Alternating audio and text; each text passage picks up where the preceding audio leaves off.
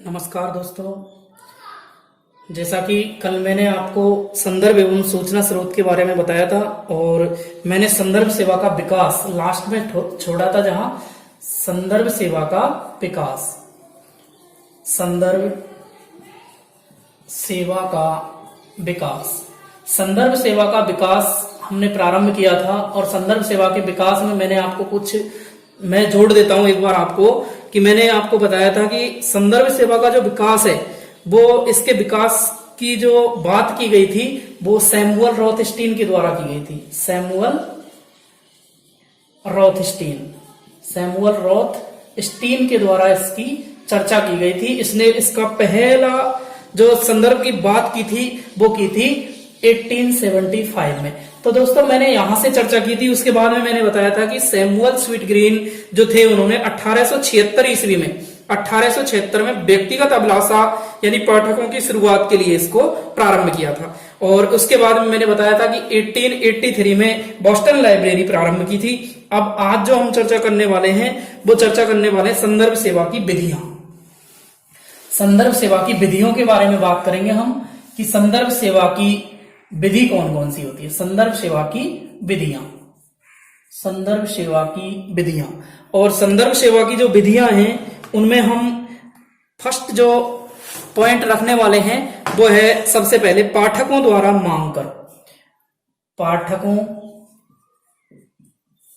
द्वारा मांग कर, यानी कहने का तात्पर्य है कि पाठक जो है वो लाइब्रेरियन यानी पुस्तकालय अध्यक्ष से जो भी वहां पर स्थापित किया गया उससे पुस्तकों को मांग कर, यानी उसकी डिमांड करके लाइब्रेरियन से मांग कर सकता है पुस्तक आदि को प्राप्त करने के लिए।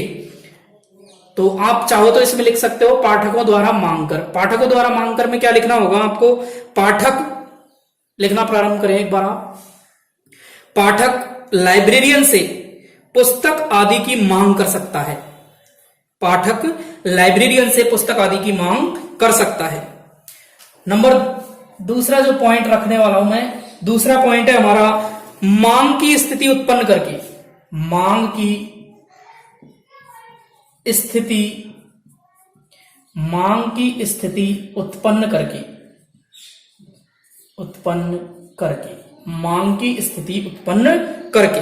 मांग की स्थिति उत्पन्न करके इसमें क्या होता है? इसमें पुस्तकालय प्रचार प्रसार द्वारा पाठकों को यह सूचना पहुंचाते हैं कि पुस्तकालय में कौन कौन सी सामग्री उपलब्ध है। मांग की स्थिति उत्पन्न कैसे करता है कि जो पाठक, जो लाइब्रेरियन होते हैं,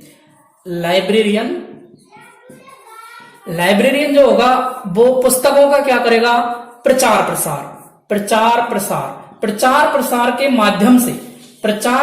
माध्यम से वो ये बताएगा कि आप, हमारे यहां पर ये पुस्तकें मौजूद हैं और आप इनको ले सकते हो। तो ये हमारी क्या होंगी? संदर्भ सेवा की विधियां होंगी। दोस्तों आपको दिख रहा होगा, अब असुविधाएं हैं यहां पर, ज्यादा मेरे पास कोई सुविधा तो है नहीं। चलो यहां आपको ठीक दिख रहा है शायद, मैं ऐसी उम्मीद करता हूं। चलो मैं इसको देख लेता हूं थोड़ा सा। हाँ ये ठीक है। तो लाइब्रेरियन प्रचार प्रसार करके भी इसका क्या कर सकता है? तो आप एक बार इसमें लिख लीजिए कि इसमें जो आपको लिखना है वो लिखना क्या है कि अगर आपने पहला लिखा नहीं है तो मैंने प्रारंभ किया है संदर्भ सेवा की विधियों से। संदर्भ सेवा की विधियों में मैंने फर्स्ट नंबर बताया आपको पाठकों द्वारा मांग करके। पाठकों द्वारा मांग जो मैंने लिखा है यहाँ, उसका अर्थ है कि पाठक लाइब्रेरियन से पुस्तकों की मांग कर सकता है। नंबर सेकंड जो पॉइंट है हमारा, मांग की स्थिति उत्पन्न करके। मांग की स्थिति कैसे उत्पन्न होगी? मांग की स्थिति ऐसे उत्पन्न होगी कि लाइब्रेरियन पुस्तकों का प्रचार प्रसार करेगा और उनको बताएगा कि हमारे यहाँ पर ये पुस्तकें उपलब्ध हैं और ये पुस्तकें उपलब्ध नहीं है। तो इससे भी पाठकों में क्या है? मांग पैदा होगी। इसके बाद में नंबर 3 जो पॉइंट लिखने वाला हूं मैं, नंबर 3 जो पॉइंट है मेरा वो है बिना मांग के संदर्भ सेवा। बिना मांग के संदर्भ सेवा। बिना मांग के संदर्भ सेवा। बिना मांग के संदर्भ सेवा इसको आप एक बार समझें कि बिना मांग के संदर्भ सेवा का अर्थ क्या है। इसमें पाठक की मांग के बिना नियमित प्रकाशन द्वारा संदर्भ सेवा प्रदान की जाती है। इसमें पाठकों की मांग नहीं होती, पाठक जो है हमारे पाठकों द्वारा किसी चीज की मांग नहीं की जाएगी, लेकिन जो लाइब्रेरियन है, लाइब्रेरियन और लाइब्रेरी का ये दायित्व बनता है कि वो नियमित प्रकाशन करे। क्या करे? एक तो नियमित यानी पर डे नियमित प्रकाशन करे, चाहे वो मंथली हो, डेली हो, चाहे जो भी होगा, साप्ताहिक हो या मासिक हो, वो भी जो भी प्रकाशन करता है वो नियमित हो, उसमें कोई अवरोध नहीं होना चाहिए। इसके द्वारा भी संदर्भ सेवा प्रदान की जा सकती है। तो मेरी जहां तक सोच है, आपने समझ लिया होगा ये। एक बार दोबारा से सुन लीजिए। संदर्भ सेवा की विधियों की बात कर रहे हैं हम। संदर्भ सेवा की विधियों में नंबर 1 पॉइंट जो मैंने बताया वो है पाठकों द्वारा मांग करके। नंबर 2 पॉइंट बताया मैंने मांग की स्थिति उत्पन्न करके। नंबर जो 3 बताया मैंने मांग के संदर्भ सेवा, मांग के द्वारा संदर्भ सेवा प्रदान करना। तो आप ये चीज समझ चुके होंगे, और ये जो टॉपिक आप पढ़ रहे हैं इसमें से बहुत ज्यादा प्रश्न आने की संभावना है। तो एक बार जल्दी से वीडियो को लाइक कर दीजिए और आप मुझे बताइए कि वीडियो आपको लग कैसा रहा है। दोस्तों, मैं आपको ये फ्री ऑफ कोर्स चल रहा है हमारा, और मैं पूरा का पूरा 4 यूनिट आपको कराने की कोशिश करूंगा, और जितना भी हो सकेगा मैं कंप्लीट आपको इस कोर्स को कराऊंगा। तो आप एक बार अपने दोस्तों के साथ भी इसको शेयर कर सकते हैं। तो संदर्भ सेवा की विधियां चल रही हैं। 3 पॉइंट मैंने आपको लिखा दिए। नंबर 1 पॉइंट लिखाया था मैंने, कौन सा नंबर 1 पॉइंट होगा हमारा, कौन सा बता दो एक बार जल्दी से। तो नंबर 1 पॉइंट था हमारा पाठकों द्वारा मांग करके। दूसरा था मांग की स्थिति उत्पन्न करके। नंबर 3 जो पॉइंट था मांग के बिना मांग के संदर्भ सेवा, यानी इसमें पाठकों की बिना मांग के भी नियमित रूप से जो भी प्रकाशन निकलते हैं उनका क्या किया जाता है, प्रकाशन किया जाता है। अब नंबर जो 4 पॉइंट है हमारा, नंबर 4 पॉइंट कौन सा होगा? नंबर 4 पॉइंट है हमारा मांग संभावना के आधार पर संदर्भ सेवा। नंबर जो 4 पॉइंट है, नंबर 4 पॉइंट है हमारा मांग संभावना के आधार पर संदर्भ सेवा। मांग संभावना के आधार पर, मांग संभावना के आधार पर, भावना के आधार पर संदर्भ सेवा, संदर्भ सेवा। तो दोस्तों इसमें आपको क्या, यानी एक बार समझ लेना है, मांग संभावना के आधार पर संदर्भ सेवा। इसमें यहां मांग संभावना के आधार पर, मांग संभावना के आधार पर है मांग से पहले ही कार्य प्रारंभ करना। मांग से पहले कार्य प्रारंभ कर देना मांग संभावना के आधार पर संदर्भ सेवा होगी। यानी पाठक की जो भी मांग है, पाठक जो मांगना चाह रहा है उससे पहले ही यदि उसके लिए वो उपलब्ध करवा दिया जाए तो मांग संभावना के आधार पर ये क्या हो जाएगी, मांग से पहले ही उसकी क्या हो जाएगी, आपूर्ति हो जाएगी। नंबर जो 5 पॉइंट है, नंबर 5 पॉइंट हम पढ़ेंगे सहयोग द्वारा संदर्भ सेवा। सहयोग द्वारा संदर्भ सेवा, सहयोग द्वारा संदर्भ सेवा। सहयोग द्वारा जो संदर्भ सेवा होगी इसको आप एक बार देख लें। इसमें जो होगा सहयोग द्वारा, इसमें पुस्तकालय पाठकों के सहयोग से पाठ्य सामग्री उपलब्ध करवाता है। यानी पाठकों को जो कई प्रकार के सहयोग देकर पाठ्य सामग्री का क्या करवाता है, उपलब्ध करवाता है। ये होगा पाठकों को सहयोग द्वारा संदर्भ सेवा प्रदान करना। तो एक बार आप चाहो तो इसको लिख लीजिए। इसमें पाठकों को अन्य पुस्तकालयों के सहयोग से सामग्री उपलब्ध करवाई जाती है। पाठकों को अन्य पुस्तकालयों के सहयोग से सामग्री उपलब्ध करवाई जाती है। नंबर 6 पॉइंट जो है वो है रेफरल सेवा, रेफरल सर्विस या रेफरल सेवा। रेफरल सर्विस क्या होती है? रेफरल सर्विस होती है, इसमें पुस्तकालय शोधकर्ताओं को विशेषज्ञों तथा अन्य संघों के पास सूचना प्रति भेजने हेतु भेजते हैं। रेफरल जो सर्विस है, रेफरल सर्विस होती है, इसमें शोधकर्ता होते हैं। एक तो शोधकर्ता यानी पुस्तकों पर शोध करने के लिए जो कार्य करते हैं, शोधकर्ता। एक बार आप लिख लीजिए फिर आपके समझ में आ जाएगा ये। इसमें पुस्तकालय, रेफरल सेवा में आपको लिखना है, इसमें पुस्तकालय शोधकर्ताओं को शोधकर्ताओं को विशेषज्ञों तथा अन्य संघों के पास सूचना प्रति हेतु भेजते हैं। सूचना प्रति हेतु भेजते हैं, ये आपको क्या कर देना है, लिख देना है। तो यहां तक आपने लिख लिया होगा। तो मैं ऐसी उम्मीद करता हूं कि आपने ये 6 पॉइंट लिख लिए होंगे। मैं एक बार फिर से दोहराने की कोशिश करता हूं इनको, कि आपके समझ में आ जाए। बस ये मेरा उद्देश्य केवल ये कि है कि आपको ये सारी चीजें क्या आनी चाहिए, समझ में आनी चाहिए। तो मैंने, आप चाहो तो कमेंट बॉक्स में लिख सकते हो कि मैंने नंबर 1 जो पॉइंट बताया था आपको, नंबर 1 पॉइंट कौन सा बताया था, पाठक द्वारा मांग कर। क्या बताया था, पाठक द्वारा मांग कर, पाठक द्वारा मांग कर। नंबर 2 पॉइंट मैंने क्या बताया था, जल्दी से बता दीजिए। और यदि वीडियो अच्छी लग रही है तो एक बार थंब का निशान जरूर लगा दें, लाइक जरूर कर दें वीडियो को। मांग की स्थिति उत्पन्न करके, नंबर 2 क्या बताया था मैंने, मांग की स्थिति उत्पन्न करके।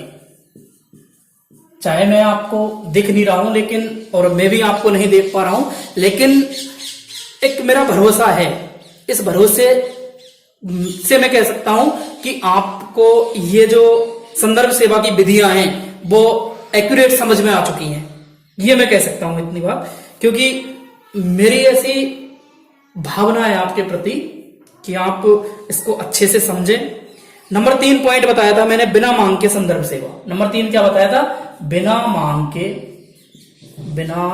के संदर्भ सेवा, बिना मांग के संदर्भ सेवा। नंबर 4 जो पॉइंट बताया था, मांग की संभावना के आधार पर संदर्भ सेवा। मांग की संभावना के आधार पर, संभावना के आधार पर संदर्भ सेवा। नंबर 5 बताया था मैंने, मांग संभावना के आधार पर बता दिया आपको। नंबर 5 बताया था सहयोग द्वारा। नंबर 5 क्या बताया था, सहयोग द्वारा। और नंबर 6 बताया था रेफरल सेवा, रेफरल सेवा। तो ये आपने सेवा पढ़ी, संदर्भ सेवा की विधियां, संदर्भ सेवा की विधियां। तो दोस्तों, आपकी अगर अनुमति मिले तो मैं इसको मिटा दूं। अब हम पढ़ेंगे क्या, संदर्भ सेवा के कार्य। आखिर संदर्भ सेवा के कार्य होते क्या है, संदर्भ सेवा के कार्य होते क्या हैं। संदर्भ सेवा के कार्य, संदर्भ सेवा के कार्य, संदर्भ सेवा के कार्य क्या होते हैं। तो संदर्भ सेवा के जो कार्य हैं वो आपको बताने हैं। तो संदर्भ सेवा के कार्य में एक छोटी सी बात से प्रारंभ करता हूं। सबसे पहले मैं यहां से आपको बता दूं कि संदर्भ सेवा के जो कार्य हैं वो क्या होंगे। नंबर 1 जो कार्य है वो सूचना प्रदान करना। संदर्भ सेवा का कार्य क्या है, एक तो सूचना प्रदान करना, सूचना प्रदान करना, सूचना प्रदान करना। जितने भी पाठक हैं या उससे संबंधित जितने भी कर्मचारी हैं सभी को संदर्भ सेवा क्या है, सूचना प्रदान करता है। और मैंने आपको फर्स्ट, जब पहली वीडियो जिस दिन डाली थी हमने, और मैंने इसका जो अर्थ बताया था आपको संदर्भ सेवा का। अब कार्य पढ़ रहे हैं हम हालांकि, लेकिन एक बार मैं चर्चा करना चाहूंगा उस चीज की कि संदर्भ सेवा का जो अर्थ होता है वो क्या होता है। अगर आपने पहली वीडियो नहीं देखी है तो आप इस वीडियो के डिस्क्रिप्शन बॉक्स में जाएं और वहां उसको देख लें, क्योंकि मैंने जो बताया था आपको संदर्भ सेवा का अर्थ वो आपको एक्यूरेट याद रख लेना है। क्योंकि जो संदर्भ सेवा है इसमें से आपको 99.9% मैं कह सकता हूं कि इसमें से आपको क्या है कि एक ना एक प्रश्न जरूर आएगा। तो मैंने आपको अर्थ बताना चाहूंगा। एक बार मैंने कहा था कि इसका संदर्भ सेवा का अर्थ क्या होता है। तो अर्थ होता है, संदर्भ सेवा पाठक तथा पुस्तकों को मिलाने का कार्य करती है। संदर्भ सेवा पाठकों तथा पुस्तकों को मिलाने का कार्य करती है। जो पाठक हैं और पुस्तक हैं, पाठक और पुस्तकों के मध्य की जो भी कड़ी होगी वो क्या होगा, संदर्भ सेवा होगा। तो पहला जो हमारा पॉइंट है वो आपने लिख दिया है, सूचना प्रदान करना। नंबर 2 पॉइंट की बात करना चाहूंगा मैं। 2 पॉइंट है हमारा, मार्गदर्शन करना। क्या है, मार्गदर्शन करना, मार्गदर्शन करना। यानी पाठक जितने भी हैं, पाठकों को, जो नए पाठक हैं उनको तो पता ही नहीं होता कि पुस्तकालय में पुस्तकें जो रखी हैं वो कहाँ रखी हैं। तो उनको अच्छे से दिशा निर्देश देना गाइडलाइन के लिए संदर्भ सेवा का ही कार्य है। आपको जो परिभाषा मैंने लिखाई थी अर्थ, अर्थ आपको याद रखना है कि पाठक और पुस्तकों के मध्य जो भी कड़ी आएगी वो क्या है, इसका कार्य होगा, और यही हमारी क्या है, संदर्भ सेवा है। नंबर 3 पॉइंट की बात करते हैं, निरीक्षण करवाकर। निरीक्षण कार्य, निरीक्षण कार्य का मीन्स है दोस्तों, जो भी नया पाठक आएगा, मैंने अभी दीक्षा के बारे में मैं आपको बताऊंगा। दीक्षा क्या होती है? दीक्षा होती है संदर्भ सेवा, यानी सॉरी, दीक्षा जो होती है, दीक्षा होती है नए पाठकों को पुस्तकालय से अवगत कराना, क्या कहलाती है? दीक्षा कहलाती है। और निरीक्षण का जो कार्य है वो दीक्षा हम कह सकते हैं इसको, क्योंकि निरीक्षण का जो कार्य होगा वो क्या होगी, संदर्भ सेवा का यही कार्य है, और दीक्षा इसी से संबंधित होगी। आगे हम पढ़ेंगे दीक्षा क्या है। तो एक है निर्देशन देकर, नंबर 4 हम लिख सकते हैं निर्देशन देकर। निर्देशन देकर दोस्तों, यदि आपको कोई चीज समझ में नहीं आ रही तो मैं आपको 8432707356 ये मेरा संपर्क सूत्र है। अगर आप व्हाट्सएप पे मुझसे जुड़ना चाहोगे तो आप उस पर कोई भी प्रश्न लिखकर भेज सकते हैं, क्योंकि मेरा उद्देश्य कुछ नहीं है, केवल आप तक शिक्षा पहुंचाना है। ठीक है, तो आप इस पर जो भी आपकी राय है वो लिख सकते हैं, और अगर आपको वीडियो अच्छा लगता है तो इस पर भी बता सकते हैं आपको कैसा लगा हमारा वीडियो। नंबर 5 पॉइंट की बात करूंगा मैं, मूल्यांकन करना। मूल्यांकन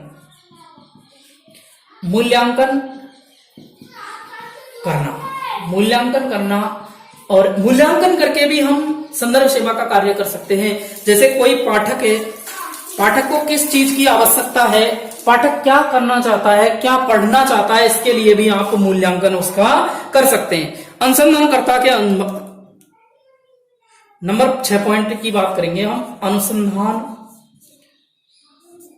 अनुसंधानकर्ता को अनुवाद करवाकर।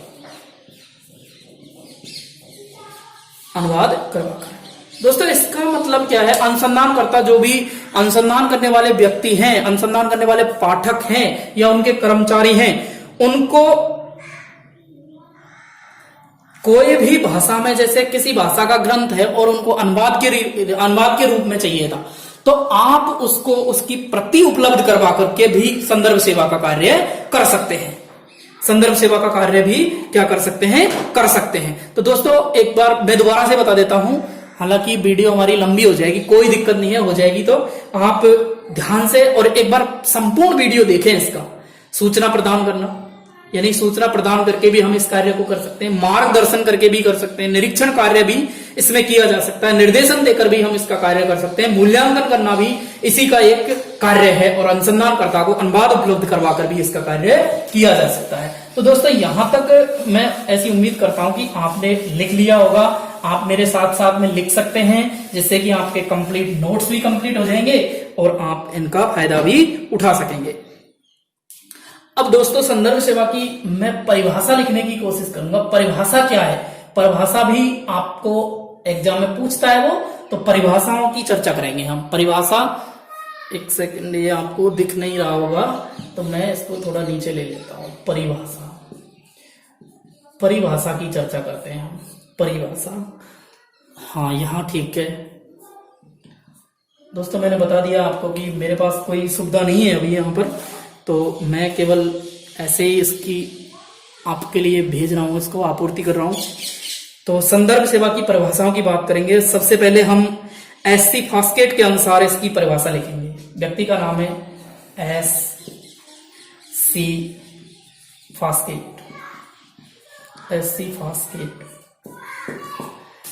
फास्केट, और इनके अनुसार जो परिभाषा है वो परिभाषा होगी, संदर्भ सेवा आचरण में अनिवार्य रूप मानववाद है। एक बार परिभाषा लिख लें आप। संदर्भ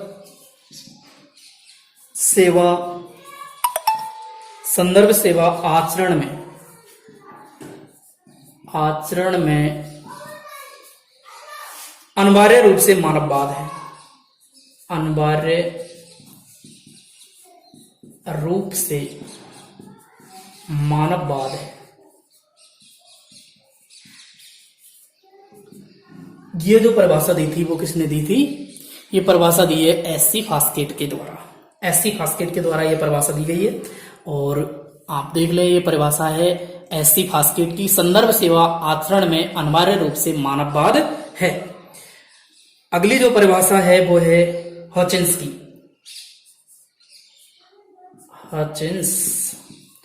हॉचिंस की परिभाषा है और हॉचिंस कहते हैं कि संदर्भ सेवा मानववाद का प्रायोगिक रूप है। संदर्भ सेवा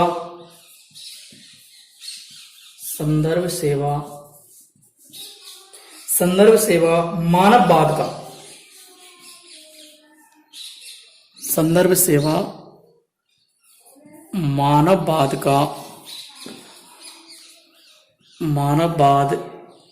का प्रायोगिक रूप है। हम कह सकते हैं कि हॉचिंस जो कहते हैं कि संदर्भ सेवा जो है वो मानववाद का ही प्रायोगिक रूप है। मानववाद का क्या है? प्रायोगिक रूप है। और ये जो परिभाषा दी है वो किसने दी है? हॉचिंस ने दी है। अब अगली जो परिभाषा की बात करेंगे हम, एक बार आप इनको लिख लीजिए परिभाषाओं को। और अगली जो परिभाषा है वो परिभाषा दी है डॉक्टर रंगनाथन ने, डॉक्टर रंगनाथन के द्वारा। और आपको पता है कि प्रत्येक लेख पर जो लाइन चलाने वाला था व्यक्ति वो था डॉक्टर रंगनाथन। और रंगनाथन ने जो परिभाषा दी है वो है व्यक्तिगत सेवा के माध्यम से। लिखे परिभाषा, व्यक्तिगत सेवा के माध्यम से, व्यक्तिगत सेवा के माध्यम से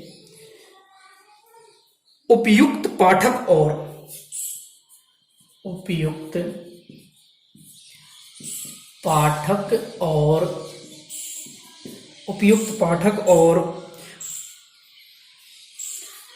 पाठक के मध्य, उपयुक्त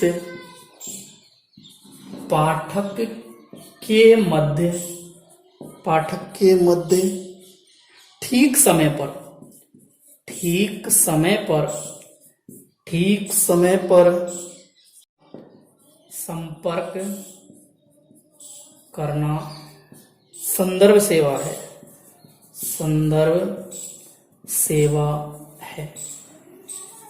दोस्तों एक बार परिभाषा को देख लीजिए।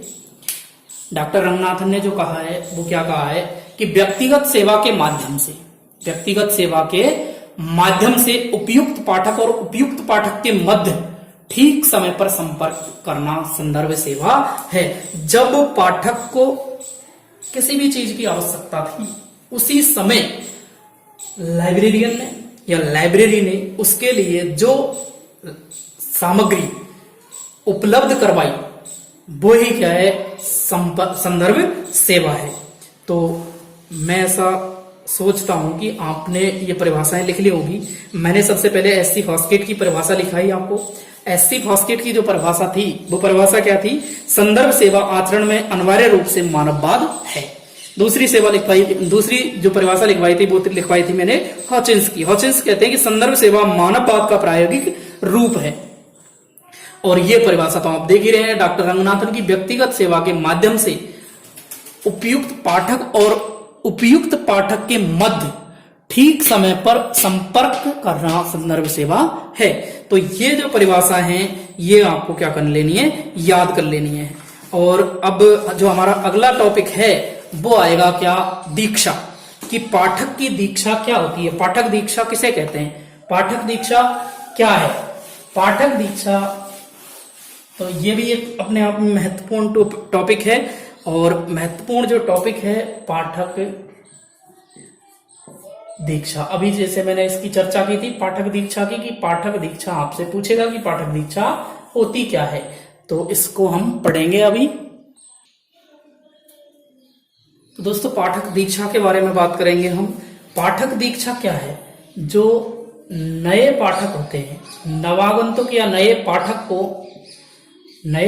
को जो संदर्भ सेवा प्रदान की जाती है वो ही क्या है? पाठक दीक्षा कहलाती है। पाठक दीक्षा क्या होगी कि नवागंतुक पाठक को प्रदान की जाने वाली संदर्भ सेवा ही पाठक दीक्षा कहलाती है। मैंने जैसा आपको बताया था कि नए जो पाठक होते हैं उनके लिए कोई भी यदि आप कार्य बताते हैं, समझाते हैं, जो भी आप उसको गाइडलाइन करते हैं, वो सब का सब क्या कहलाता है, पाठक की दीक्षा कहलाता है। और यदि आपने एक 5 लॉ ऑफ लाइब्रेरी साइंस, ये यदि आपने पढ़ा है 5 लॉ ऑफ लाइब्रेरी साइंस, तो इसमें एक चौथा नियम दिया गया है कि पाठक का समय बचाएं। पाठक का क्या बचाएं? पाठक का समय बचाओ, पाठक का समय बचाओ, save of the time of reader. यानी पाठक का समय आप पाठक दीक्षा के माध्यम से बचा सकते हैं, क्योंकि पाठक दीक्षा में ही पाठक का समय बचाया जा सकता है। पाठक को आप प्रत्येक चीज से अवगत कराएंगे कि पाठक को आप बताएंगे कि यहाँ हमारी ये पुस्तकें रखी हैं, और आप उनको क्लासिफिकेशन के बारे में भी बता सकते हैं कि जो हमारा क्लासिफिकेशन है, और कैटलॉगिंग के बारे में भी बता सकते हैं कि कैटलॉगिंग क्या है, क्लासिफिकेशन क्या है, किस प्रकार से पुस्तकालय में पुस्तकों का डिवाइडेशन किया गया है। तो आप उनको सभी बातों को बता सकते हैं। तो आपसे पूछ सकता है वो प्रश्न कि पाठक दीक्षा में 5 लॉ ऑफ लाइब्रेरी साइंस के किस नियम को फॉलो किया जाता है, या कौन सा नियम प्रतिपादित होता है। तो आप बता सकते हैं कि 5 लॉ ऑफ लाइब्रेरी साइंस का जो चौथा नियम है, पाठक का समय बचाया जाए, उसको आप इसमें क्या कर सकते हैं, समाहित कर सकते हैं पाठक दीक्षा के माध्यम से। तो ये आप एक बार समझ लीजिए। अब जो अगला हमारा टॉपिक है, अगली जो हमारी हेडिंग है, आप लगा सकते हैं पाठक दीक्षा की आवश्यकता। पाठक दीक्षा की आवश्यकता, पाठक दीक्षा की आवश्यकता क्यों हुई, यानी क्यों, क्या जरूरत पड़ी कि पाठक को दीक्षा दी जानी चाहिए। तो इसके ऊपर हम थोड़ी सी चर्चा करेंगे कि पाठक दीक्षा होती क्या है।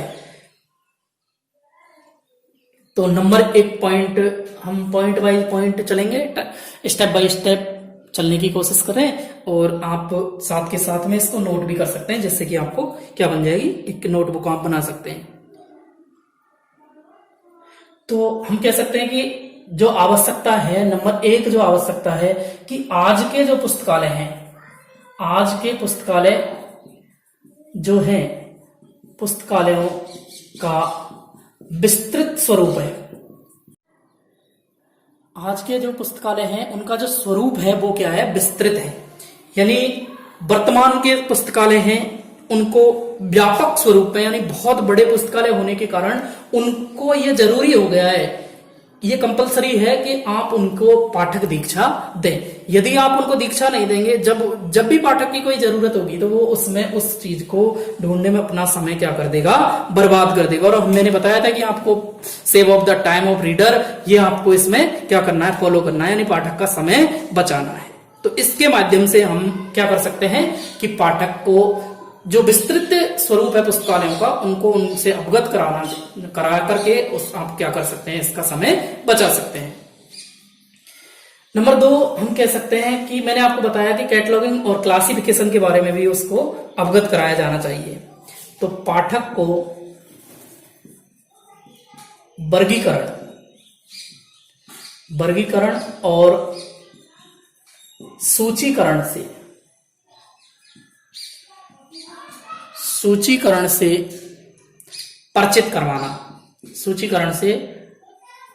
परिचित करवाना, ये भी किसका कार्य है, पाठक दीक्षा की आवश्यकता है। इसके माध्यम से भी हम पाठक का समय बचा सकते हैं।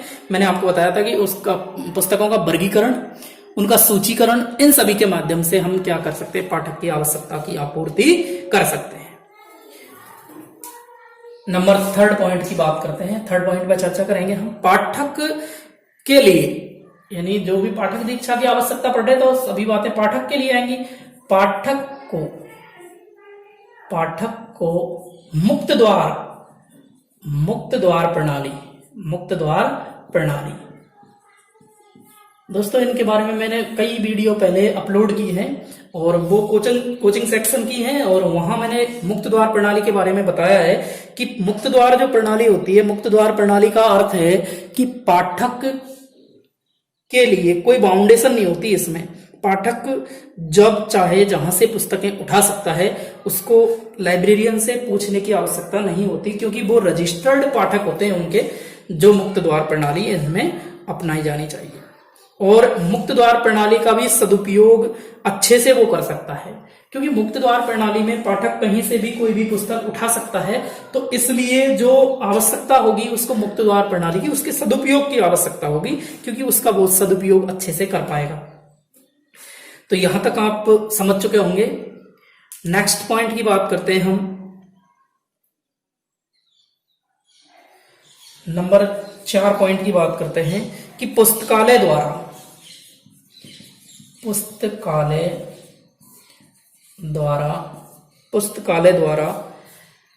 प्रदान की जाने वाली सेवाओं की जानकारी देना। पुस्तकालय द्वारा प्रदान की जाने वाली सेवाओं की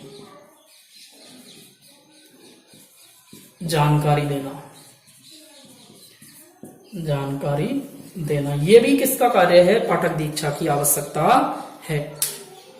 इसके द्वारा भी हम पुस्तकालय दीक्षा की आवश्यकता की आपूर्ति कर सकते हैं। और नंबर 5 पॉइंट की बात करते हैं हम कि नवीन प्रयोगों एवं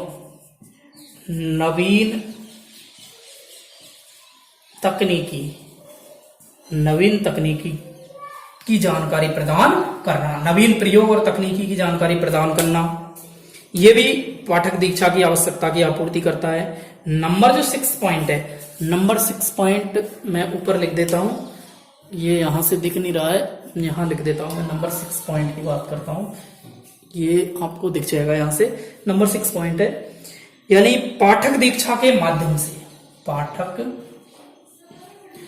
दीक्षा